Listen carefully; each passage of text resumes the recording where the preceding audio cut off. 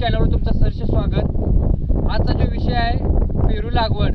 पेरू लागवड कशी करावी, कोणत्या रानामध्ये करावी, कधी करावी, यासाठी कोणकोणत्या गोष्टींची काळजी घ्यायची यावर आपण आज व्हिडिओ बनवणार आहोत। आजचा जो हा प्लॉट आहे हा माझा प्लॉट आहे। सर्वसाधारण इथं एक 30 गुंठ आणि 30 गुंठ दुसरीकडच्या बाजूला क्षेत्र आहे, म्हणजे एक 60 गुंठ तैवान पिंक ही व्हरायटी मी लावलेली आहे।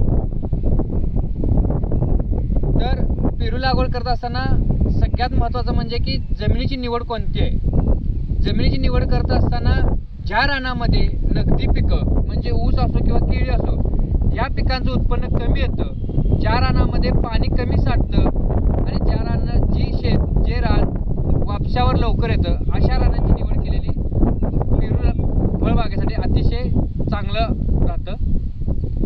तुम्ही जर आता हे जर बघितलं असेल तर हे क्षेत्र एकदम खडकाळ होतं, दगडाचं होतं आणि माळ रान असल्यामुळे इथं पाण्याचा निचरा एकदम पटकन होतोय, असं हे क्षेत्र निवडलेलं आहे। या क्षेत्रामध्ये इतर पिकांचं उत्पन्न कमी येतोय, पण फळबागेसाठी ही क्षेत्र अतिशय चांगले आहेत। तर तुम्ही जर बघत असाल तर ही जो प्लॉट आहे या प्लॉटमध्ये आम्ही सुरुवातीला याची एकदम चांगल्या पद्धतीने नांगरट केलेली आहे। सगळ्या कोपऱ्यातून सर्व बाजूने एक चांगली नांगरट करून रोटरनं हे पूर्ण रान एक लेवल करून घेतलेलं होतं। त्यानंतर जेव्हा सरी सोडायची असते तेव्हा सगळ्यात महत्त्वाचं म्हणजे कोणत्या गोष्टी बघायच्या आहेत, लक्ष ठेवायचे आहेत की तुम्हाला बेड पहिला बनवून घ्यायचे आहेत। काही शेतकरी बेड बनवून खाली सुद्धा रोपं लावतात, तर काही शेतकरी सपाट जमीन असल्यावर त्याच्यावर सुद्धा तुम्ही लागवड करू शकता। पण या ठिकाणी मी मल्चिंगचा वापर केलेला आहे, जेणेकरून पिकांची वाढ फास्ट व्हावी, मुळांची वाढ चांगली व्हावी आणि तणांपासून आपल्याला जो तण भांगलेलीचा खर्च आहे, खुरपणीचा खर्च आहे तो कमी व्हावा, यासाठी आपण इथं मल्चिंग वापरलेलं आहे। तर तुम्ही बघत असाल तर ह्या क्षेत्रामध्ये आपण 2 रोपातलं अंतर 9 फूट ठेवलेलं आहे, 2 बेडमधलं अंतर, आणि 2 रोपातलं अंतर 5 फूट ठेवलेलं आहे। म्हणजे 2 रोप तैवान पिंक पेरू लावताना 2 रोपातलं अंतर किती असावं याचा विचार करणं खूप महत्त्वाचं आहे। तर बेड बनवत असताना मी सुरुवातीला 4.5 फुटाचे बेड बनवले। तुम्ही जर बघत असाल तर 4.5 फुटाचे बेड बनवलेले आहेत। तर याच्यावर ड्रिप टाकून घेतलेलं आहे, ISIचं ड्रिप केलेलं आहे, जेणेकरून आपल्याला हे 10-12 वर्ष आपल्याला पीक राहणार आहे। त्यामुळे आपल्याला ठिबक चांगलं टिकण्यासाठी ISIचं आपलं ठिबक करून घ्यायचं आहे। यामध्ये तुम्ही 9 फुटाचे बेड केल्यानंतर 4.5 फुटाचे बेड केल्यानंतर एक अल्टरनेटिव्ह बेड, एक आड एक बेड आपण पेरू लागवड केली आहे।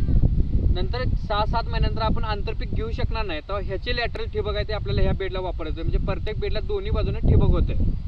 या दृष्टिकोनातून आपण हा प्लॉट डेव्हलप केला। आत्ताचा जो हा प्लॉट आहे ते सर्वसाधारण 1 महिना रोपं लावून झालेले आहेत। हे रोपं लावत असताना या ठिकाणी एक आड एक झेंडूची मी लागवड केलेली आहे आणि 2 रोपाच्या मध्ये 5 फूट अंतर आहे, तर त्याच्यामध्ये मी बीन्स लावलेला आहे। म्हणजे काय होईल, आपल्याला फर्टिगेशन करत असताना आपल्याला हे 5 फुटामध्ये अंतर असल्यामुळे सगळी लागवड वेस्ट जाऊ शकते, त्यामुळे आपण फर्टिगेशन कमी देऊ, पण ह्याच्यामुळे आपण ह्याला पाणी आणि फर्टिगेशन कंटिन्यू चालू होईल, याचा फायदा रोपाला होईल। तुम्ही जर आतमध्ये येऊन बघितलं तर तुम्ही सर्वसाधारण 9 फूट बाय 5 फूटमध्ये लावण केलेले आहे। एकरी सर्वसाधारण 1000 रोपापर्यंत आपण रोपं बसवू शकतो।